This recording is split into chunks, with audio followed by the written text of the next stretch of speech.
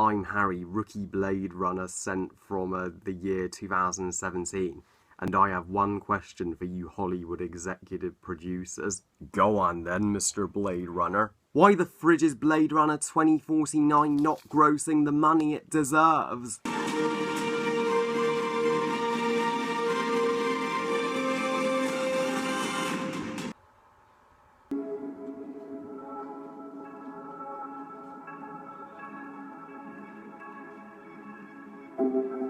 Blade Runner 2049 or Blade Runner 2049, depending on what you choose to call it, directed by Denis Villeneuve, and is the sequel to the 1982 classic Blade Runner. So Blade Runner 2049 is set 30 years after the events of the original movie and tells the story of a new Blade Runner, K, Ryan Gosling's character, who discovers a once pregnant replicant.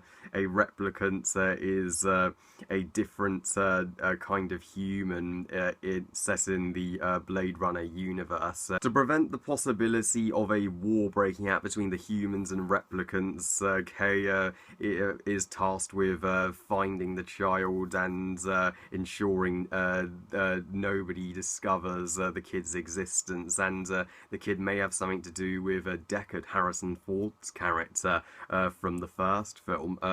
The kid may be connected to him.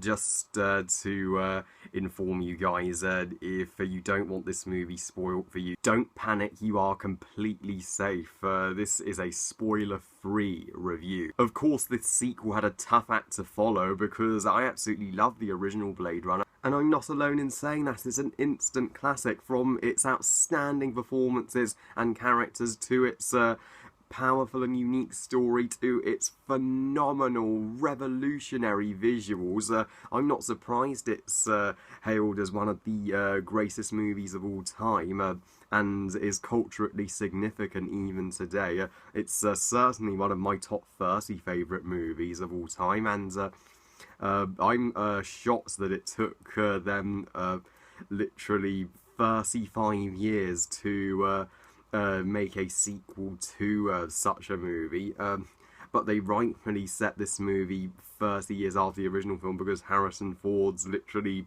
30 years older than he was, so the timeline fits perfectly, no continuity errors, and critics have been just raving and giving this movie godlike praise and calling it a masterpiece of cinema. Do I agree? Well, I thought it was alright. Just kidding, it was awesome. This is a terrific sequel to Blade Runner. It's just perfect. So I can see why the critics are going as crazy about this movie as they are now. My god. Blade Runner 2049 is just as good, if not better, than the original. It's now one of my favourite sequels, periods. I'm so glad I didn't see any of the trailers for this movie, because if you see no trailers, you will have the most surprising and awesome cinematic experience possible. All of the performances in Blade Runner 2049 are amazing.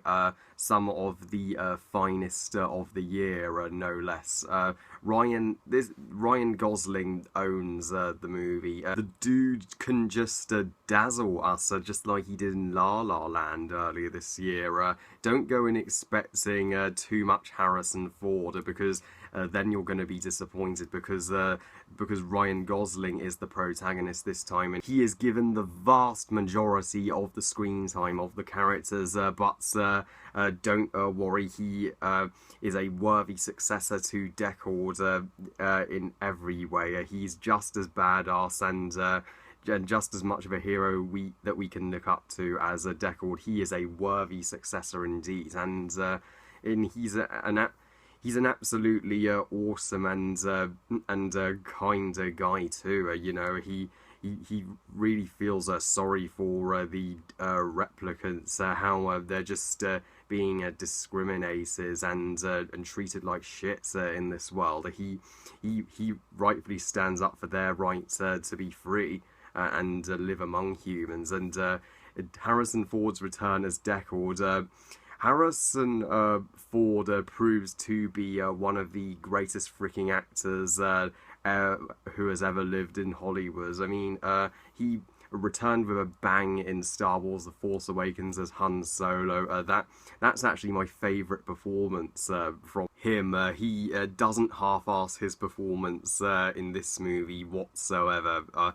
He is completely committed to the role, and it's fascinating seeing him play a much older and damaged character than the Deckard we knew in the first movie. Yes, Harrison Ford, you're 75 and still going strong, buddy. And the rest of the cast should not be overlooked. Robin Wright is awesome as Elsie Josie for the scene she's given. She is also one of my favourite actresses ever, and Jared Leto intimidated me big time whenever he was on screen as the villain. And Dave Bautista only gets a brief cameo, but even he leaves a profound impression. And the kiss of the pregnant duplicant that has a connection and tie-in with Deckard in some way. I'm not going to give it away who she is, but she is an incredible character. I loved spending time with her, and yeah, the story revolving around her and Deckard. It made me cry hard.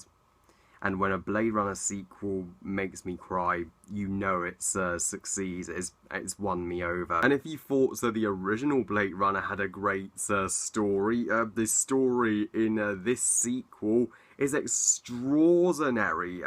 It improves even upon the original, which I didn't expect. The story here is yeah, even more compelling. I felt so bad for the Blade Runners here. The fact that they are being forced to kill innocent replicants against their will. It has inspired me even to become a Blade Runner. Yes, I made my own Blade Runner suits after watching this movie. Hope you guys like my suits. It was pretty rad, right? But yes, I was on the edge of my freaking seat the whole way through, never bored, not even for a second. The violence in this movie is extreme. It is so damn bloody, and they don't hold back the gore or the blood whatsoever, which is appropriate, as the first Blade Runner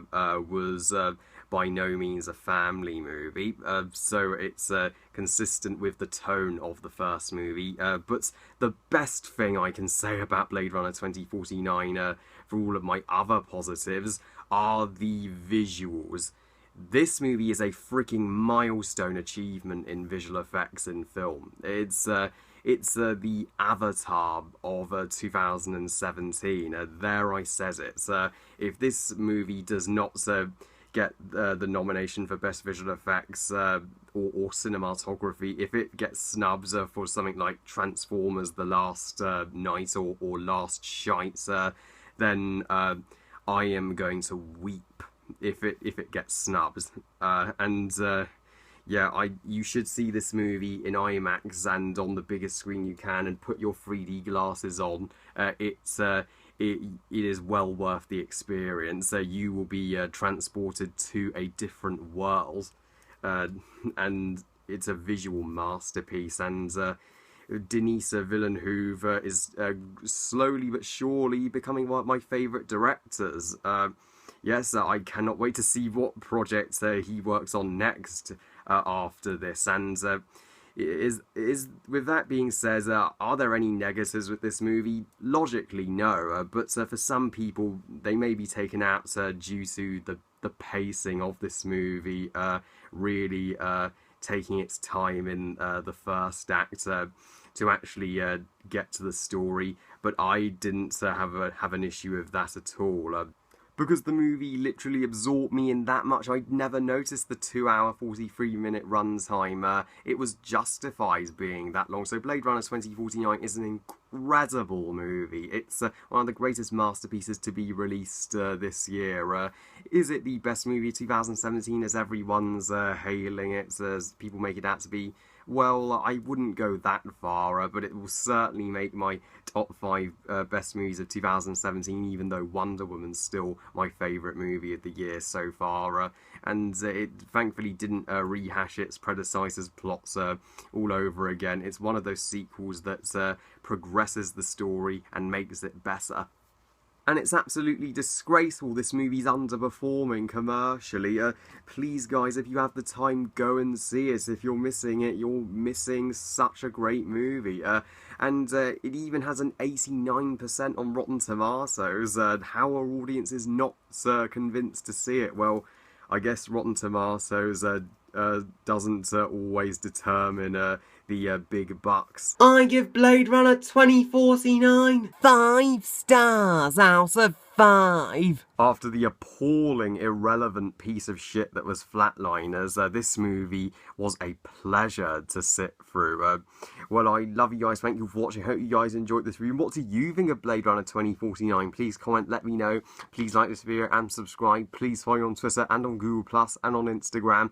And I'll see you next time when I review Mark Hamill tweeted that The Last Jedi full trailer is finally airing tonight in the US and tomorrow morning in the UK. So you know I'm going to react to that. I'll see you then. Bye, guys.